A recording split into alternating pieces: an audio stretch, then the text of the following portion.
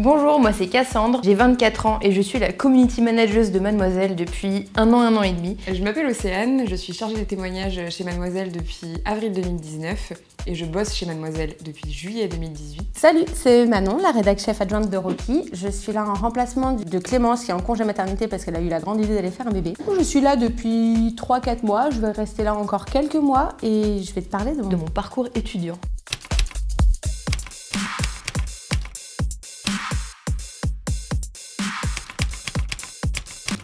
Alors, au lycée... Propulsé par mademoiselle.com. Et même au collège et dans toute mon enfance, j'ai jamais su ce que je voulais faire et je crois que je sais toujours pas ce que je veux faire parce que ça change un peu tous les 2 jours et j'ai toujours été très curieuse, donc j'ai beaucoup d'idées et au lycée c'était encore plus éparpillé que maintenant parce que avec le temps j'ai quand même compris quel domaine et champ d'action me plaisait plus que d'autres. Mais au lycée, c'était vraiment très ouvert et un peu trop ouvert du coup. Et j'étais un peu paumée. Quand en terminale, on nous a demandé de prendre des décisions, vraiment, moi j'étais en mode non, on va rester là avec les copains, c'est bien. Et ça a été très compliqué. Du coup, ça m'a menée vers des choix pas très bons. Au lycée, j'étais en bac L, spé anglais, option art plastique. On notera que l'art plastique, c'est la seule note du bac où j'ai eu 20. C'est la seule que j'ai bossée d'ailleurs. J'en suis très fière. Quand je suis arrivée au lycée, je savais pas vraiment ce que je voulais faire plus tard, mais je me disais que j'aimais bien écrire, j'aimais bien lire aussi. Et je me suis dit que j'allais peut-être tenter un bac littéraire. Donc c'est ce que j'ai fait de la philo, j'ai fait de la littérature, je me suis éclatée. J'ai même eu 17 à mon bac en littérature en philo, ce qui est quand même extraordinaire quand tu vois mon assiduité en cours de manière générale. Après le lycée, non, j'étais pas vraiment stressée de ce que j'allais faire parce que je savais pas vraiment ce que je voulais faire. J'avais une envie de devenir criminologue pour étudier la psychologie des erreurs en série, mais c'est parce que je regardais trop Esprit criminel. Et du coup, je me suis dit, tiens, pourquoi pas faire du droit? Parce qu'il paraît qu'il fallait faire une formation de droit pour ça. Sauf que mon père m'a dit non et que j'ai écouté mon papa parce qu'on ne dit pas non à mon papa. Alors quand je suis arrivée au lycée, j'avais pas trop d'objectifs de métier en tête. Je savais déjà depuis des années, enfin depuis que je suis toute petite en fait, que j'avais envie d'écrire dans la vie. Parce qu'en fait, depuis que j'ai 8 ans, j'écris beaucoup. Donc je savais que j'étais attirée par le littéraire, etc. Mais j'avais encore aucune idée de comment j'allais faire pour à la fois gagner ma vie et écrire. Parce que pour moi, l'écriture, c'était une passion et c'était ce que j'aimais faire dans la vie, mais c'était pas du tout relié avec un objectif professionnel. Mes parents et les gens autour de moi voulaient m'orienter vers la filière économique et sociale, parce que c'était le truc le plus large. Forcément, j'étais pas fait pour S, tout le monde le savait, donc personne n'a essayé de m'y mettre. Mais voilà, moi j'avais envie de faire L. Donc au final, j'ai fait ES alors que j'en avais pas du tout envie. Juste pour faire plaisir à mes parents et parce qu'ils ont réussi à me stresser aussi sur le fait que j'allais pas avoir de boulot et qu'il valait mieux me laisser le plus d'opportunités possible. Sauf qu'en fait, quand j'ai pas envie de faire un truc, je le fais pas. Donc en fait, j'y suis quand même allée. Mais j'ai fait une année de merde, grosso modo. J'ai peu travaillé parce que ça m'intéressait pas trop, parce qu'il y avait beaucoup de maths et que j'ai toujours été très démunie en cours de maths. Vraiment, j'avais une vraie angoisse avec les mathématiques. Donc du coup j'ai fait une année nulle et après l'année j'ai dit en fait je vais aller en L comme j'en avais envie et pas comme vous aviez envie, et du coup j'avais le choix entre aller directement en terminale L mais du coup garder mon dossier nul de première ES ou bien tout recommencer. Donc j'ai décidé de tout recommencer. Donc je l'ai écouté et je n'ai pas fait de droit. Je me suis retrouvée un petit peu en musicologie parce que je suis musicienne. C'était la fac, c'était le début, je fais oh, ok, mais en fait c'était pas pour moi. Et là, je te parle d'un temps que les moins de 20 ans ne peuvent pas connaître, le moment où les études en communication n'existaient pas encore, ou alors extrêmement peu, et certainement pas dans une petite ville de province. Mais je suis tombée sur cette formation qui venait d'ouvrir ses portes juste cette année-là, qui s'appelait Infocom. Donc c'est ce que j'ai fait, je me suis dit de l'information, la communication, why not? J'imagine qu'à un moment je vais devoir parler, je vais devoir écrire, ça peut être intéressant, partager des infos, tout ça, pourquoi pas. Et donc c'est ce que j'ai fait, je me suis lancée dans cette grande voie et dans cette grande université où je me suis fait royalement yesh. J'allais pas vraiment en cours à la fac parce que je me suis plus retrouvée sur le parvis à jouer de la guitare avec des dreadlocks sur la tête et des colliers à pic. Et du coup, non, j'ai complètement foiré mon premier semestre Je crois que je suis même pas allée à tous les partiels, il me semble, parce que déjà que j'allais pas à tous les cours, donc non, les partiels c'est pas trop ça. Donc j'ai arrêté la fac en me disant ah bah tiens, je vais bosser, je vais me trouver un petit job étudiant. J'ai eu mon bac et j'avais fait des vœux pour aller en sciences de l'éducation. Donc sciences de l'éducation, c'est la partie théorique et très vague du début du parcours pour aller vers le master pour préparer le concours pour être professeur des écoles. Ça c'est une piste. Dans toutes les pistes un peu brouillon que j'ai toujours eues, c'était toujours une piste que j'avais en tête. Et vu que c'était la plus tangible et celle qui restait d'année en année, c'est celle que j'ai décidé de suivre parce qu'il fallait bien commencer par quelque chose. Et donc, je suis partie en licence de sciences de l'éducation dans l'université de Lyon 2. Et j'y suis allée un peu par dépit ou par manque de meilleures idées, mais j'étais quand même contente. J'étais très stressée au lycée sur qu'est-ce que je vais faire de ma vie, quelle place je vais trouver dans le monde. Mais ça, c'est quelque chose qui m'a stressée depuis très longtemps, en fait. Je pense que très jeune, je me suis dit, en fait, ça va être quoi ma place dans la société? J'ai toujours eu besoin d'être utile, j'ai toujours eu envie d'avoir un vrai rôle, quoi, de défendre mes idées, etc. On me dit oui, fais LEA, évidemment, parce que quand t'aimes les lettres et que t'es en L, on te dit fais LEA. Sauf qu'en fait, j'étais là, la fac, ça va pas me correspondre, je le sais. J'irai jamais en cours et bref, je sentais très bien que c'était pas fait pour moi. Donc j'ai rien fait après le bac. J'ai fait une année sabbatique, comme on l'appelle. Hein. À la base, l'idée c'était de partir à l'étranger, sauf qu'au final, je suis restée à Paris et j'ai bossé. Et j'ai fait appel à une entreprise d'orientation qui m'a beaucoup aidée. J'ai fait tout un travail un peu psychologique et tout sur c'est quoi tes capacités, qu'est-ce que tu as envie de faire, en quoi tu es bonne, etc. Machin. Il y a toute une étape comme ça assez psychologique. Et ensuite, transformer tout ça en parcours d'orientation, carrière, etc. Et du coup, bon, moi j'ai fait appel à une entreprise qui était assez coûteuse, mais comme c'était le tout début pour eux, ils se lançaient et j'ai eu la chance qu'ils m'aient fait des prix parce que sinon j'aurais jamais pu faire ça. Et franchement, ça a été une aide incroyable parce que j'avais vraiment l'impression d'aller chez le psy en fait quand j'allais là-bas.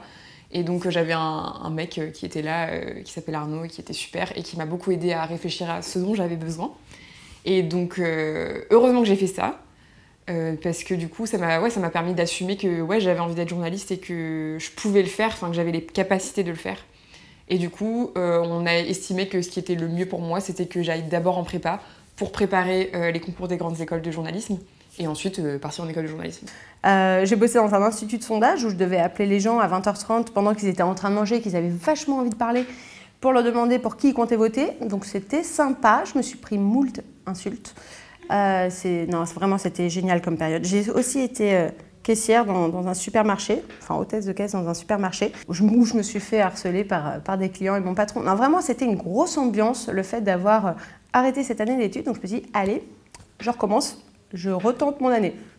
Ce que j'ai fait et que j'ai réussi. Je ne sais toujours pas comment, mais j'ai eu cette année. Sauf que, attention, c'est le twist, il y avait un stage à faire pendant l'été, après cette première année. Ce que j'ai fait, j'ai bossé dans un festival de rock à Nice et je me suis dit, non mais en fait, c'est ça que je veux faire toute ma vie.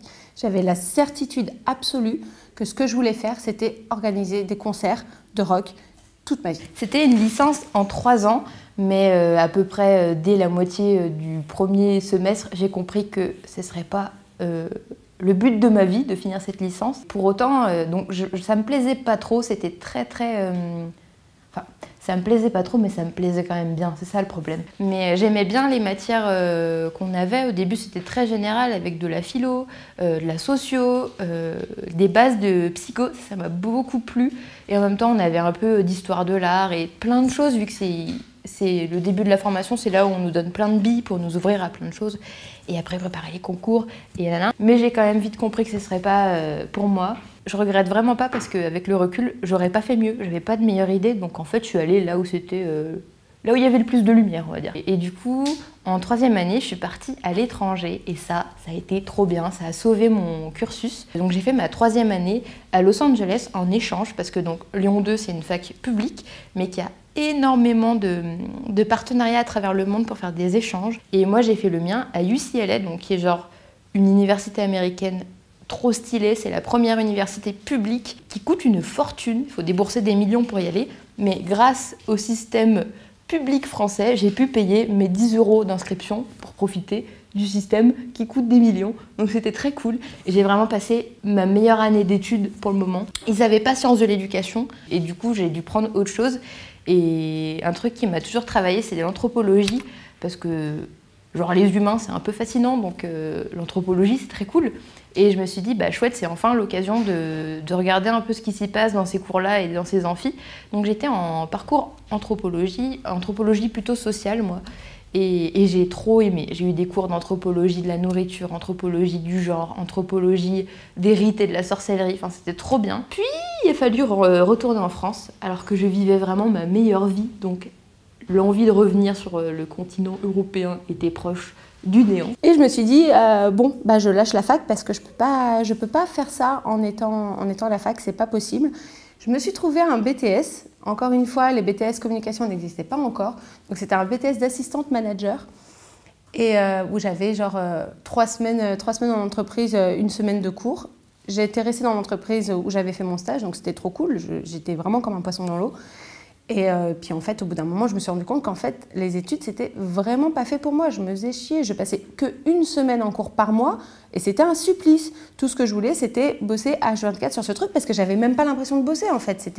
C'était passionnant, c'était génial. Tu sais, le genre du boulot où tu te réveilles le matin, tu es content d'aller bosser. Enfin, c'est quand même assez rare. Et je me dis, non mais c'est mort en fait. Les études... bah, je ne passerai pas par cette case-là et c'est pas grave, je ferai autre chose. En fait, j'arrive à faire autre chose sans passer par la case études. 1 an après l'obtention de mon bac, je suis allée en prépa littéraire. Putain. Je suis allée en prépa littéraire, donc Hippocagne, et c'était une des pires années de ma vie. Voilà.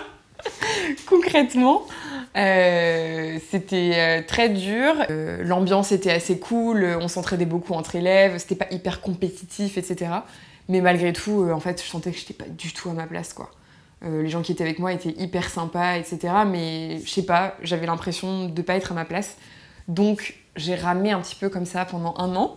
Donc toujours pareil, je me suis maintenue en fait à un niveau respectable, on va dire. Mais je savais très bien qu'il fallait pas que je fasse 1 année de plus dans cet établissement parce que j'allais péter un câble psychologiquement. J'avais vraiment besoin de quelque chose de plus concret, j'avais besoin d'apprendre un métier, d'être utile, d'aller sur le terrain, etc. Et là, j'avais l'impression de passer ma vie à lire des bouquins. Je suis rentrée en France et de l'étranger, je m'étais inscrite dans une formation à Montpellier. Donc c'était un master en esthétique. Alors un master en esthétique, c'est quoi ? Donc c'est l'esthétique de l'art. En fait, c'était un master c'était un master de philosophie et psychanalyse des processus de création dans l'art et chez les artistes de manière générale. Ce master existe, allons-y. Et donc j'ai débarqué à Montpellier, sauf qu'en fait j'ai vite compris que c'était très intéressant, mais que je n'aurais pas de travail après ces 2 ans d'études. Et je suis pas forcément omnibulée par l'idée d'avoir un travail, mais quand même je me disais vraiment là, t'es sûre Cassandre ? Et j'étais pas sûre, du coup j'ai arrêté et du coup maintenant quand je veux entendre parler d'esthétique de l'art, j'allume France Culture et c'est bien aussi. J'en ai suivi une période de doute mais intersidérale où enfin je me suis posé les questions que je m'étais jamais posées depuis mes 18 ans, donc l'année de mes 21 ans. Ouais, période de plusieurs mois à vraiment où du coup j'avais arrêté la fac, ce qui a été très dur à vivre mine de rien parce que je suis très curieuse, très scolaire, donc pour moi l'école ça a toujours roulé, j'ai toujours été un peu dans les premières de la classe, moi j'aime vraiment bien le concept de l'école, mais juste d'arrêter et en fait t'as beau arrêter pour les bonnes raisons, t'as plein de pression sociale, en tsum-tsum ou pas en tsum-tsum, t'arrêtes l'école, donc faut trouver un travail, ou faut faire un truc, ou qu'est-ce que tu vas faire, et plein de questions, tout le monde qui me demande et qu'est-ce que tu vas faire, et moi je n'en savais rien, donc c'était vraiment la panique, et je revenais d'1 an à l'étranger, donc ça avait changé pas mal de choses aussi dans moi. Rapidement, j'ai cherché autre chose à faire après cette première année de prépa, et je suis tombée sur une école, je ne sais pas comment je suis tombée dessus d'ailleurs, mais je suis tombée sur l'école 3IS, Institut International de l'Image et du Son, qui est dans le 78, et qui est à la base une école de cinéma, mais qui forme à plein de métiers de l'audiovisuel, dont le journalisme audiovisuel. Et du coup, il y avait aussi l'aspect financier, parce que c'est une école privée qui est assez chère, comme une école parisienne. Donc je me suis un peu saignée aux 80, enfin mes parents se sont saignés aux 80 pour que je puisse y aller. C'était pas évident, mais c'était nécessaire. Donc voilà, j'ai fait ça. Ça a duré 3 ans. Et en fait, dès la première année, en fait, dès le début, je suis arrivée dans cette école et on m'a tout de suite dit, bah voilà, vous prenez une caméra, vous faites un reportage, machin, machin. Et c'était tout de suite hyper concret, c'était hyper professionnalisant. L'école fonctionne un peu comme une entreprise, tu peux emprunter du matériel, tu peux faire des projets perso si tu as envie. Tu travailles avec plein d'autres élèves qui sont dans d'autres corps de métier, qui font du son, qui font du spectacle vivant, qui font de l'animation, qui font machin. Donc c'est hyper cool parce que tu apprends tout de suite à travailler en équipe, etc. Et c'était vraiment hyper formateur. Et là, j'ai eu l'impression de me trouver moi-même, en fait, parce que j'étais vraiment dans un environnement qui me correspondait. Et du coup, j'ai pu vraiment grandir, en fait, en tant que personne et en tant que journaliste. Sauf que, je sais pas ce qui s'est passé, sur un coup de tête, j'ai décidé de tout plaquer et de partir faire la même chose à Paris. Sauf que, on parle de Paris, je viens de province, j'avais aucun background, j'avais aucune étude, j'avais 6 mois d'expérience en alternance, enfin en gros je n'avais rien du tout. Donc j'arrive à Paris, je galère concrètement, je trouve pareil des boulots alimentaires. Et j'envoie des CV, des trucs, je me présente dans des agences, mais vraiment je donne le tout pour le tout, quoi. Et personne ne veut de moi, ne me répond même pas. Je me dis, ok, si on ne veut pas de moi, c'est pas grave. Si on ne veut pas me donner de boulot, c'est pas grave non plus, je vais créer mon boulot. Et du coup, j'ai monté ma boîte d'organisation de concerts rock à Paris, qui s'appelait Du Monde Balcon, rapport au fait que j'ai des gros seins. Et que c'est un milieu très sexiste, donc autant tout de suite poser les bases. Hein, genre, oui, j'ai des gros seins, c'est bon, ma boîte, elle s'appelle Du Monde Balcon, blablabla. Bla, bla. Bref, ça a bien marché pendant 4 ans, presque 5. J'ai organisé plus de 200 concerts dans des caves de bars parisiens. J'avais trouvé des arrangements avec des patrons de bars pour qu'ils achètent du matos pour sonoriser les salles, parce que moi j'avais rien et j'avais certainement pas d'argent. Et finalement, j'ai eu une illumination en fait d'une évidence, parce que souvent dans la vie, ce qui est le plus dur à voir, c'est les évidences. Et en fait, je me suis dit, mais qu'est-ce que j'aime ? J'aime créer, j'aime échanger, j'aime que chaque jour est différent, j'aime parler, j'aime plein de choses. Et je me suis rendu compte qu'en fait, la communication, par exemple, ça reliait tous ces points ensemble. Et du coup, j'ai fait mes saisons pour financer ma rentrée, donc qui était en septembre, et j'ai débarqué en 3e année directement de communication dans une école qui s'appelle l'ISCOM à Lyon, l'ISCOM Lyon. Il y en a un peu partout en France. Et donc, moi, j'étais en parcours créa. Et moi, le métier de concepteur-rédacteur me plaisait beaucoup. Donc, créer les accroches, faire les blagues, en gros, faire les blagues, faire les slogans, faire les trucs comme ça. Et j'étais paumée la première semaine, mais larguée. Je ne comprenais pas ce qui se passait. Mais j'ai rattrapé, j'ai bossé un peu plus dur pour me mettre à niveau. Et finalement, tout ce que j'avais fait avant, qui peut ressembler à un parcours chaotique, est en fait un parcours très riche et qui a apporté plein de choses à ma façon de communiquer, ma façon de répondre aux briefs et aux examens, etc. La différence entre l'année de prépa que j'ai faite, prépa littéraire, et mon école, c'est vraiment que la prépa c'est génial, hein, j'ai appris plein de choses et je pense que ça correspond à plein de gens. Mais pas à moi. Et la prépa, c'est très généraliste. T'apprends pas un métier, tu passes un concours, quoi, concrètement. Un concours généraliste. La différence avec l'école, c'est que vraiment, j'étais dans le métier. J'avais tout de suite... J'avais tout de suite la réalité de ce qu'allait être mon métier, potentiellement. Ce qu'allait potentiellement être mon métier plus tard. Donc, c'était très concret. Je pouvais avoir des objectifs... beaucoup plus proche de la réalité et de ce qu'allait être ma vie plus tard, quoi. Donc c'était beaucoup plus rassurant pour moi.